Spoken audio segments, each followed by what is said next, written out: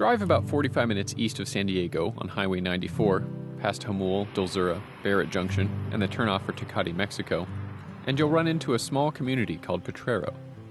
There, you'll find the Potrero store, the Highway 94 cafe, a library, a school, and less than 1,000 people. But mostly you'll just find quiet hills, trees, and an occasional hawk flying over. And that's why most of the community's residents moved out here. Living here in Potrero, which is just a little bit about 5 miles away from Tecate, Mexico, is actually a wonderful experience. It's very, very quiet during the day and during the night. I get to see wild animals that you would obviously never see in town. I have hawks flying over my land. I've seen a bald eagle that flew by. I like the area. It's real quiet. It's real peaceful. People are friendly. You know what I'm saying? It's just an easy place to live. And we absolutely love Potrero. We love the quiet. The fact we're on a dirt road is wonderful. The fact that there are more animals than human beings is wonderful. And it's just a delicious place to live. I'd say people are pretty independent, most of them who move out here. You have to be able to take care of yourself. There are not a lot of services here, and it's a long way for, to get supplies and this and that. So you need to be kind of independent, able to do things, fix your house. But mostly it's a community for people who are either retired or they work in San Diego. And I think, like me, they like to come out here and have the peace and quiet and a space of their own. And in late 2006, residents of Potrero found out that someone else wanted a space of their own in the community, Blackwater USA. The company, now known as Blackwater Worldwide, submitted a proposal to build a training facility on Round Potrero Ranch. Before the arrival of Blackwater, many of the town's residents knew little or nothing about the company.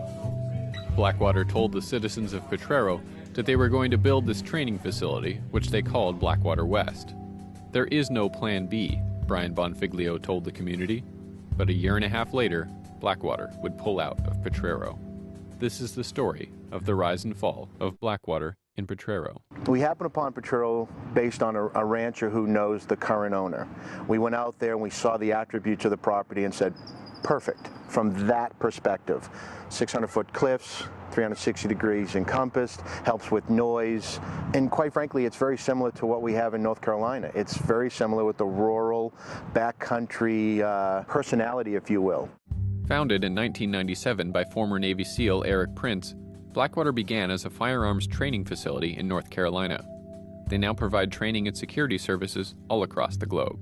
We started 10 years ago with our core competency being training, providing training facilities and/or curriculum, if you will, for law enforcement military units. And then from there, we've built other divisions, armored vehicles. We have a security division, if you will, and providing security for State Department personnel. That's basically the core group, but again, our competency's always been related to training. The first word we had of Blackwater was in October. And it sounded good when they first kind of laid it out. The first decision about Blackwater would be made by the Potrero Community Planning Group. The role of the Potrero Planning Group is an advisory group to the County of San Diego. It's a mechanism for the community to give input to the county. We fought for roads for Potrero. We got the schools. We improved. We had the community center, the library. We fought for all of the benefits for Potrero. Brian came up to our planning group, talked about purchase of the land around Potrero Road, where it used to be a chicken ranch, purchasing it for a police officer training. This is Round Potrero Ranch. It's an 824-acre former chicken ranch. Right now it's leased for some cattle. And this is the property that Blackwater USA wants to place their military training facility on. Blackwater's Center of Excellence training facility, known as Blackwater West, will be located in the southwestern and eastern portions of the property. A 1-mile emergency vehicle operator's driver training track will represent a realistic operational environment. To the west of the ranges, there will be 4 ship simulators. The ranges consist of 8 carbine ranges and 3 pistol ranges. Blackwater's plans also included an armory and a helicopter landing pad. that they said would only be used in emergencies. In December, the Potrero Planning Group voted 7-0 to voice their approval of the project to the County of San Diego. I think it's good for the community. It's a revenue for the business people here, and it'll be people working here. They can buy the houses. I want to see a Potrero that is developing and becoming a middle-class community, not one that's becoming a slum. And right now it's headed to be a slum. And I see Blackwater as being a catalyst to help it be an economic engine to keep it from sliding further. When the project is done, I know there will be jobs for different people because they have a variety of things that they do. So I think they will create a certain number of jobs. How many, I wouldn't know. I personally don't think that the other planning group actually got enough public input before they made the decision to vote. They voted at the second meeting, and there were about maybe 18 people in the room. At the time, a lot of people weren't even really sure what Blackwater, what it would mean to Potrero, or even any idea what they were doing. And Robin Simmons was not alone in his concerns. In fact, the vast majority of Potrero's residents opposed Blackwater's plans for their town.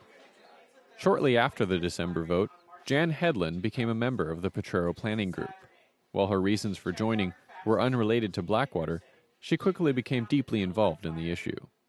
My initial opposition came from the environmental impact and having it here in the area. It's been reported that the golden eagle nests here.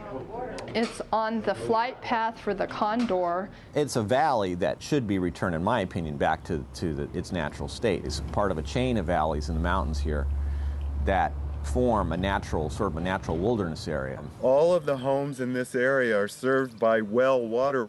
When the rain hits the ground, it soaks in, gets down into the rock. There's a lot of granite underneath that's fractured, and the water runs through these fractures and eventually heads out towards the ocean. But everywhere that it goes, people have wells. So if you pollute the water in one area, it's liable to turn up in a well in another area. It's unhealthy sanitation-wise, it's unhealthy water-wise, it's unhealthy bullet-wise, because they're going to be flying all over the county. They say they won't, but it will. Well, of course, there's going to be a lot of noise. They've planned shooting ranges with a firing line of about 3,000 feet. So we figure that probably 200 to 300 people will be able to shoot at the same time. Out here, it's very, very quiet, and the sound just carries for miles. There were also concerns about the training facility impacting land sacred to Native Americans. It's located between Tecate Peak and Little Tecate Peak, and both of those peaks are very sacred mountains to the Kumeyaay Indians. And opponents of the project were not impressed with Blackwater's promises of jobs. Well, there aren't that many jobs really in it. There's 60 jobs, and they're not really going to be local people. They're going to be specialists in that area, people that don't live in Potrero. There may be just a few part-time jobs from people in Potrero. We have very narrow roads. These are not designed to have this much traffic. We don't have sidewalks. There are no edges on the roads. So children on their bicycles, people walking, sometimes you see tractors going down the road because this is agriculture. This kind of traffic is going to have a major impact. But the supporters of Blackwater believed that having the company in Potrero would actually benefit the environment. I see some real advantages to having Blackwater located in Potrero. I look at the overall environmental plan, and it is one of the best environmental plans that I have seen of any company, particularly one of their type.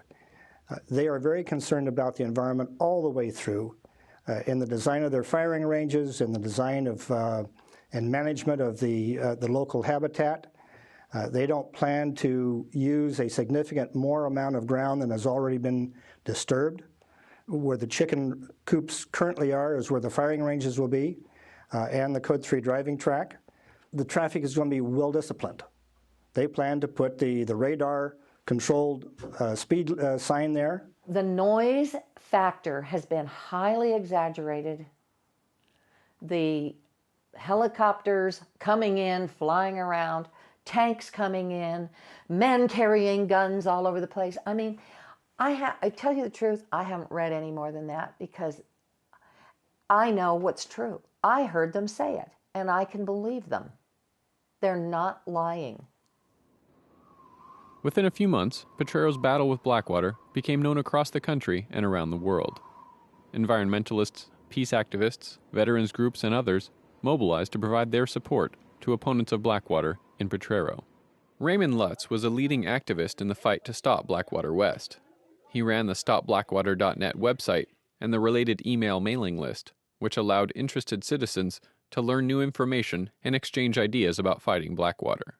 There's a lot of groups that have kind of come together to object to this. Miriam Raftery of the East County Californian has written some excellent articles. There's just people out there, Jeanette Hartman of the Sierra Club, Carol Jahnkow of Peace Resource Center, David Wiley of San Diego Veterans for Peace. All of these groups have pulled together to help us, and that took some of the weight off of our shoulders because none of us knew what to do.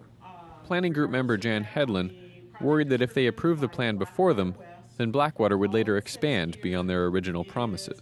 They say the helicopter pad will only be used for emergencies, but that doesn't seem to be the case to most of us because we're looking beyond what they have on paper and to what they've done in Moyoc and other areas, because they've made these same promises elsewhere and that's not held true.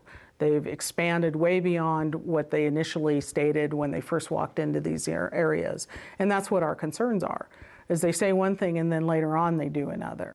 Residents of Potrero learned a great deal about Blackwater from the reporting of Jeremy Scahill, who won the George Polk Award for his book Blackwater, The Rise of the World's Most Powerful Mercenary Army. In May 2007, Scahill visited the proposed site for Blackwater West and held a discussion about Blackwater at the Potrero Library. Originally, Blackwater tried to open up the company in one county. There are two counties, Currituck and Camden, that bump up against each other where Blackwater is located. Blackwater went to one county, tried to set up shop there, and ultimately they were defeated at the local level. And the concerns at the time are very similar to the concerns here in Potrero. People didn't want to have the rattle of machine gun fire in their community. There was a concern about militias in the 1990s, and people didn't want all sorts of gun enthusiasts coming and running around their peaceful community.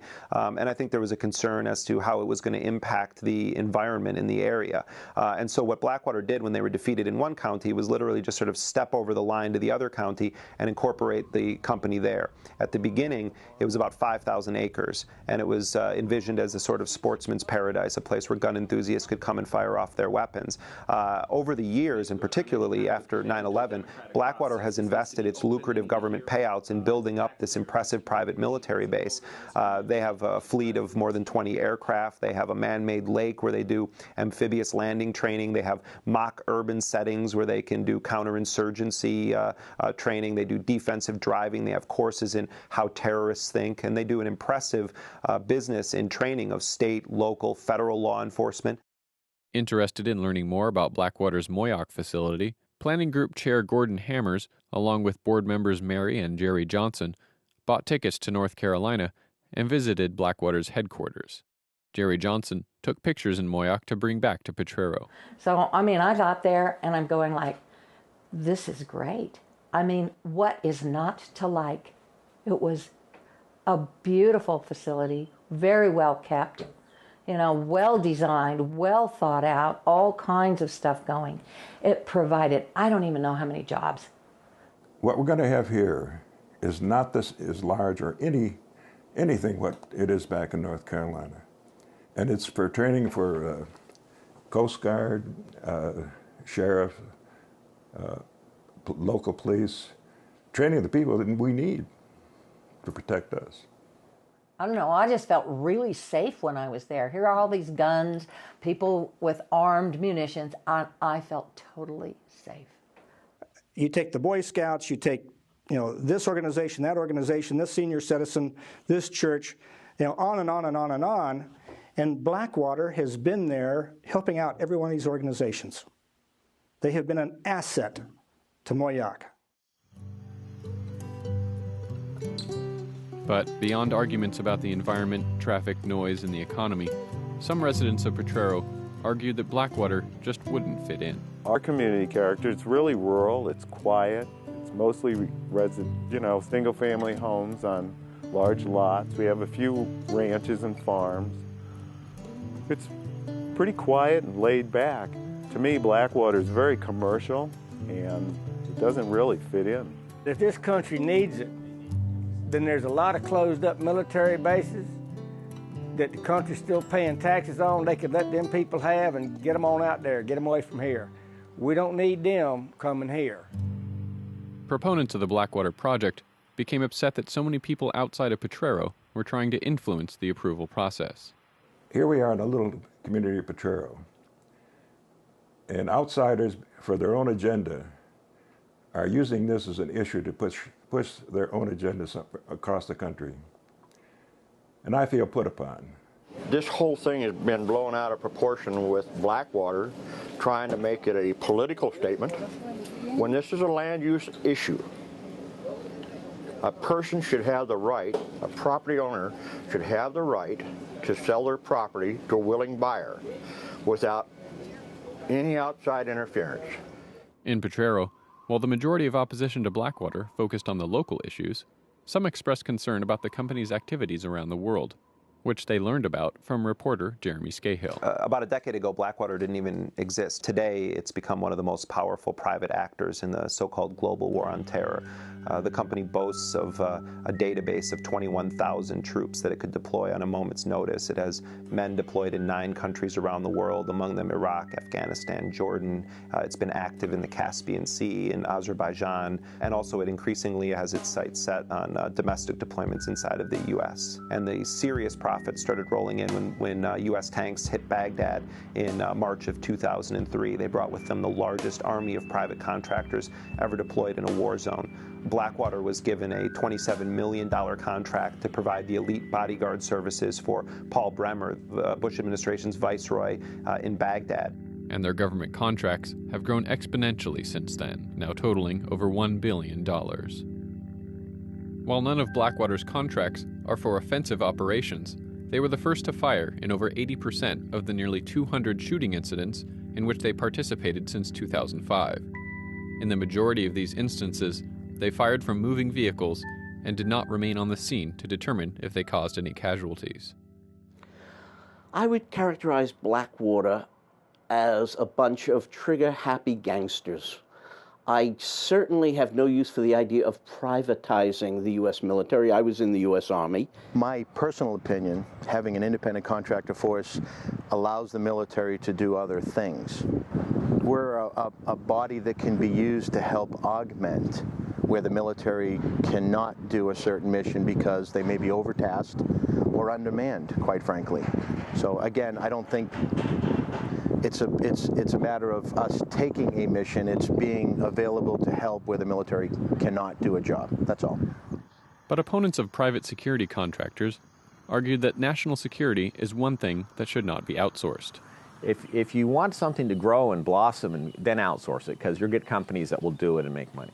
But if you want something not to happen, like wars, then don't outsource them, because the companies will figure out a way to have more wars. When you take the citizenry out of the equation and you link war making with corporate profits, you build in an incentive to the private sector to keep war going. And it's a system that feeds itself. The war contractors need war to make their profits. The politicians need campaign contributions to stay in power. And so we have this revolving door that keeps the war machine alive. And I think that the future of warfare is what we're seeing now in Iraq and also in Potrero. Blackwater promised citizens of Potrero that they would not be training what they refer to as independent contractors in Potrero. It'll never happen here in California. This facility is for local law enforcement and military training only. Assuming they never expanded Blackwater West beyond the original proposal, there would be no mercenaries in Potrero. But many residents of Potrero still referred to Blackwater as a mercenary company. This description led to numerous debates in the town. But Blackwater always denied that their company employed mercenaries. We're an American company protecting Americans hired by Americans, America. We're not a mercenary company. Among the forces that Blackwater has recruited and hired for its operations in Iraq were Chilean mercenaries, some of whom trained and served under the regime of Augusto Pinochet. Blackwater has also hired Polish soldiers, Bulgarian, Colombian, Chilean, the list goes on and on. By Blackwater's definition, a mercenary is a soldier working for a foreign government. So even by their definition, there are mercenaries working for Blackwater. But according to Blackwater, none of the foreign nationals working for them could be called mercenaries. Those third country or host country nationals are vetted through, let's say, the U.S. embassies in whatever countries they're being worked at. So again, no, I don't see them as mercenaries either, because again, they are serving our country, our government, and our mission. And Blackwater is not just looking overseas for security work. They are also expanding their business onto U.S. soil. Let's say an emergency arises. The bureaucracy in our government, take them 2 weeks to respond to that emergency. They'll call Blackwater and say, hey, we need some help. They'll have their people on site within hours rather than days. After Hurricane Katrina, armed Blackwater contractors were sent to New Orleans to patrol the streets. And many people believe that Blackwater's choice of Potrero indicates they have an interest in working with the Border Patrol. Enrique Morones is a San Diego-based immigrant rights activist. I know it's not a coincidence that their training location that they want is right on the border, because that makes it a lot easier for them to say, we've been on the border, we know what the border is all about, we can provide these services. We don't want Blackwater on the border. It's a military operation, a paramilitary operation. We're not at war with Mexico. By having a dangerous group like Blackwater, it's a recipe for disaster, and it spells nothing but trouble. In fact, Blackwater denied they chose the Potrero location for its proximity to the border. However, they said that if their government asked them, they would look at providing their services to the Border Patrol. In order for the Blackwater project to have gone forward, the County of San Diego would have had to give their approval for the project. At the scoping meeting for Blackwater West, residents of Potrero met with peace activists to protest the project. On April 5th, we had over 200 people. It was phenomenal. Several of the people from Potrero have told me that they've never been to a demonstration before. People really came out for this, and I think that part of the significance is, one, for the people in Potrero to understand that they're not alone in this struggle. And secondly, to send a message to the county that you cannot hide this process. You cannot fast track this and think that it's a slam dunk. We are watching you. In October, activists worked with local residents to organize an even larger protest in Potrero. They held a rally and marched to the gates of the proposed Blackwater site. Despite the meager community support of the Blackwater project, every member of the planning board, except for Jan Hedlun, voiced their approval for Blackwater West.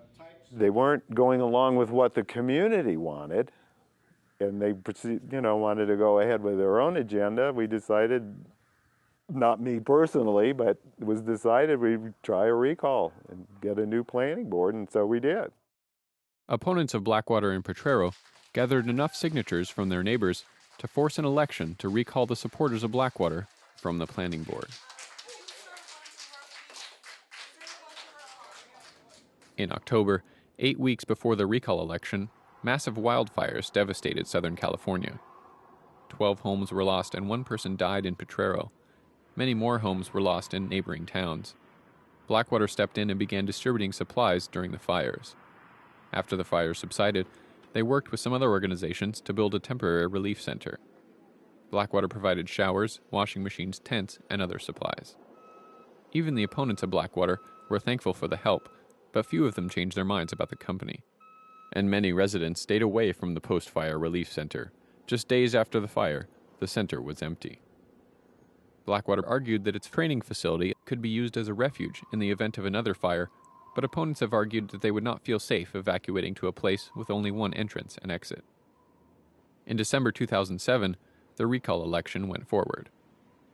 And the vote was overwhelming. Every single member of the planning group that was in favor of Blackwater lost the election very handily, basically 2-1. And everyone who won, all 5 people who won, were against Blackwater getting the major use permit to destroy Potrero. Supporters of Blackwater did not give up the fight. If anything, the planning group meetings became even more tense. All but 2 was in favor of Blackwater. No, that is not true. Okay. That's not true. Shut up! True.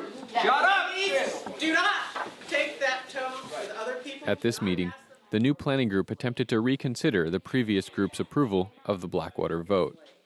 However, a representative from State Senator Dennis Hollingsworth's office pointed out that due to a technicality about the wording on the agenda, the planning group would have to postpone their vote to a future meeting. Then, on March 7, 2008, Brian Bonfiglio surprised everyone by pulling the application for Blackwater West. He insisted that Blackwater was not caving into public pressure, stating that they were leaving because meeting the requirements for noise mitigation would have been too expensive. 6 days later, the Potrero Community Planning Group held their regularly scheduled meeting. The last item on the agenda was what Carl Meyer, the planning group's new president, called a symbolic vote to finally voice Potrero's opposition to Blackwater West.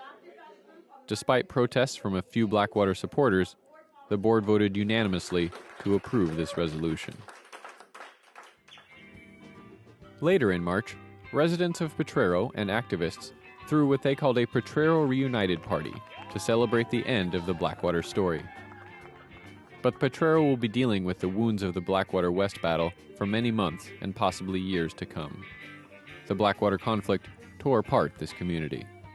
But opponents of Blackwater and Potrero hope that their story will give hope and inspiration to those facing similar battles across the country.